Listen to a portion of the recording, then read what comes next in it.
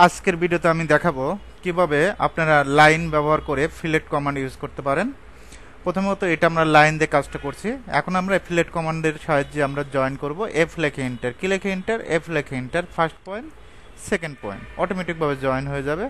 আবার first point second point click করবেন, join হয়ে যাবে। আপনি যদি এখানে এক্সটেন্ড করেন, এক্সটেন্ড কিন্তু হবে না, কাজ করবে না।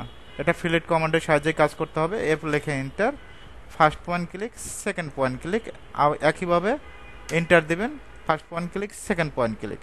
আমি যদি আবার দেখাই, এল লেখে এন্টার, লাইন কমান্ড ব্যবহার করে আমরা কিন্তু ফিলেট কমান্ডের কাজটা করতে পারি। এখান থেকে আমরা 6 ফিট নেব। কত ফিট? 6 ফিট। একইভাবে এদিকেও 6 ফিট, 6 ফিট জাস্ট ক্লিক করব। অফসেট নেব, ও লেখে এন্টার, 5 লেখে এন্টার, 5। একইভাবে এই সাইডেও 5 ইঞ্চি, একইভাবে এদিকেও 5 ইঞ্চি। ওকে, এখন এটা আমরা যদি জয়েন করি, এফ লেখে এন্টার, ফিলেট কমান্ডের সাহায্যে জয়েন করা যায়। একটা লাইন থেকে এই লাইনে ক্লিক করবেন, অবশ্যই এই লাইন থেকে এই লাইনটি ক্লিক করতে হবে, জাস্ট ক্লিক। অনেকে কি করে, এখানে ক্লিক করে এখানে ক্লিক করে, আরেক ঝামেলা।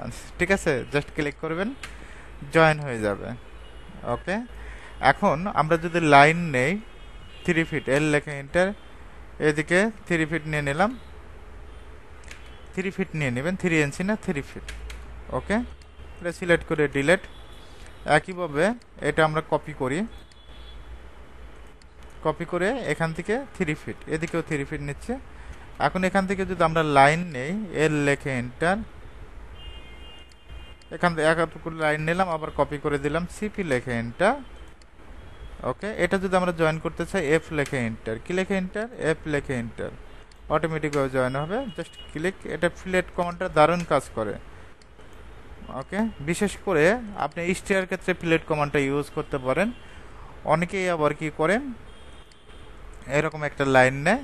এখন এই দুইটা ফিলেট কমান্ডের সাহায্যে কাজ করার প্রয়োজন পড়ে, এফ লেখে enter, first point second point, এরকম ফিলেট কমান্ড যে সময় যেটা প্রয়োজন সেটা নিয়ে নেবে।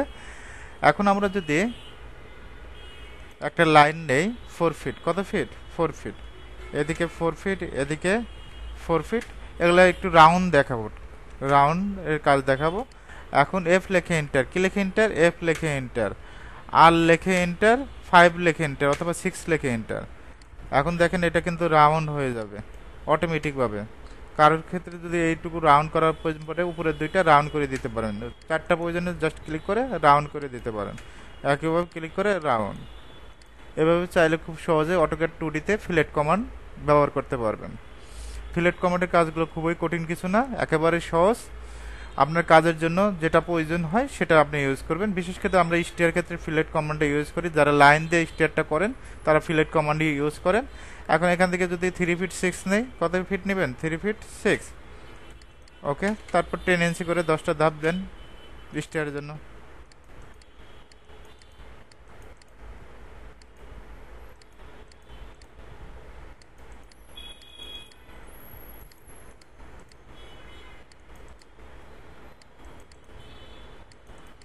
তারপর লাইনে ক্লিক করবেন, এই পয়েন্ট থেকে এই পয়েন্ট।